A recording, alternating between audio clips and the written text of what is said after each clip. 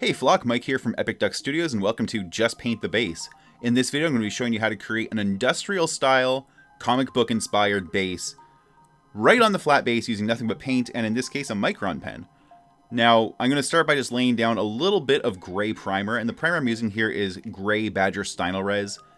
Now the brush I'm using here is an Elf Cosmetics concealer brush. These range from $1 to $2 whether you're in Canada or the US, and you can pick them up at almost everywhere. I've seen them at Walmart, Target, and even Old Navy.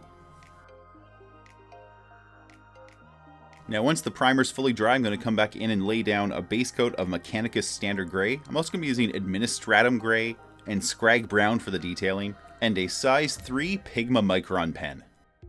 Now I don't normally use pens in my comic style work, but because I'm working on a flat base and because I want some very straight, thin lines to really get a good industrial look, I'm going to a pen rather than brushing on ink. So I'm going to start by just throwing down an even base coat of Mechanicus Standard Gray, and honestly it's almost the exact same color as the primer, so you're not going to see a whole lot happening here. So I'm just going to go ahead and skip to where it's done. With the base coat dry, I'm going to use a straight edge, in this case one of my business cards, and the micron pen to just draw on a simple pattern of pipes and different panels. I honestly don't really know what they are. I kind of envisioned them originally as sort of starship panels, but they could easily be interpreted as concrete, anything of that nature. The idea is just to create some pretty simple panels, basically made up of right angles, a couple things like grills, grids, and just little spills and rusty stains. That's what the Scrag Brown is going to be for. Now the downside here is that the micron pen ink is very, very shiny, so you can actually see it's very hard to read against the Mechanicus Standard Gray at camera angle. As I kind of move this around, it becomes more evident, and you'll notice that just as I'm working, it sort of just doesn't show up well from certain angles.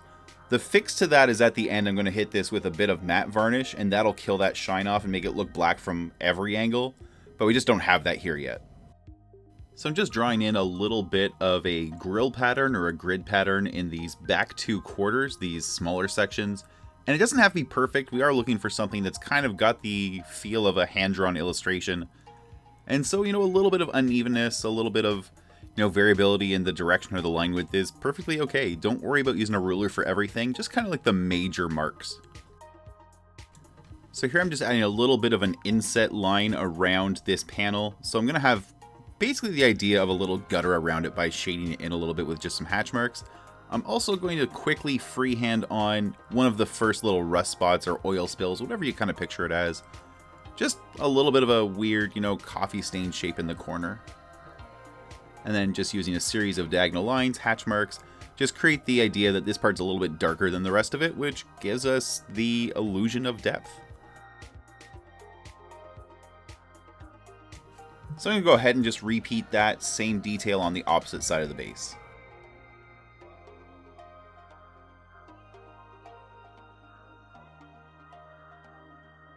Now right now there's this sort of uninterrupted line just going through the middle of the base, and I decided I wanted that to be a conduit or a pipe of some type, so I'm adding just a little bit of a fitting onto it and making it appear raised by adding some shading around this raised area, kind of casting down onto the smaller panels I've already created.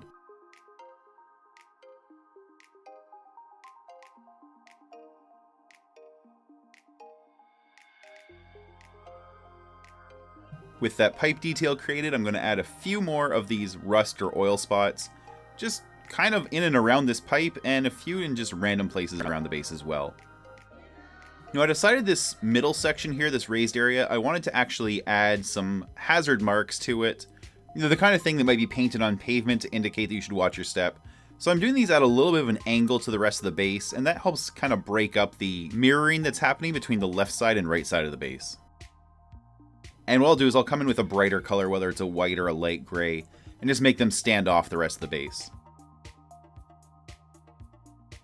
So with all the detail basically mapped out now with the micron pen, I'm going to come in with Administratum Gray and just start doing some general highlighting, bringing a little bit of dimensionality to these panels, doing some edge highlights, and with the pipe piece in the middle, focusing that highlight more towards the middle instead rather than the edges to give it a feeling of roundness, make it feel more like a 3-dimensional tube shape as opposed to a flat panel.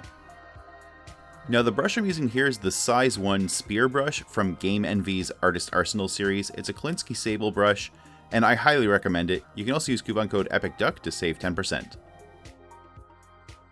Now I've just mixed an even amount of Mechanicus Standard Gray into the Administratum Gray just to get a mid-tone, and I'm using that to just kind of feather the transition a little bit. So it's not just a stark jump from a light gray to a dark gray.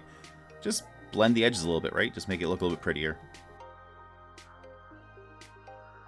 Now with the small junction piece in the middle of the pipe, I wanted it to just kind of stand apart from the rest of the pipe. So I'm making it a little bit brighter by giving it just a little bit of an edge highlight as well. Just making the general tone of that small part brighter than the rest. I'm also going to use Administratum Gray as the base coat for these little hazard stripes. It's a fairly bright, vibrant gray, and I don't think I really need to go as far as going white here. I think Administratum Gray is bright enough. To make sure these are consistently bright, I am laying down 2 coats of Administratum Gray. What I'm doing is I'm basically just trying to paint inside the lines here. If I mess up a little bit though, I'll come back in with the Micron pen later and fix that line work, so I'm not too concerned about minor errors at this level.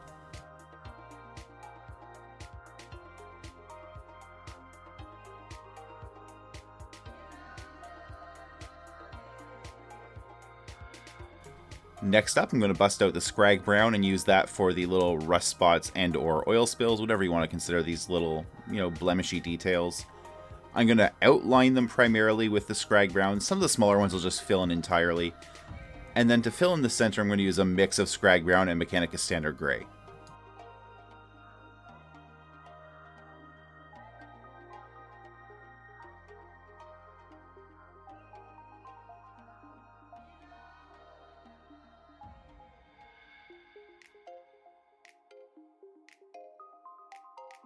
So the center of the larger spills here, I've added a little bit of Mechanicus Standard Gray into the Scrag Brown, and that's mostly just to give me a little tonal variation in the browns.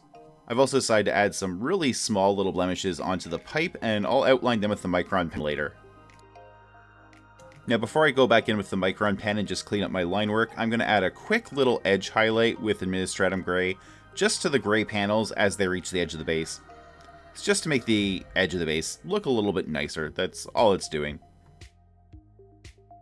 So I've got the pen back out now, and I'm just using this to go over some of my line work, especially where some paint has covered it up, but also in a few areas where I just felt maybe the line should be a little bit thicker. For example, around the pipe that's running through the base, I kind of wanted to lend it a little more weight, and so by thickening the lines up either side of it, it makes it feel more solid.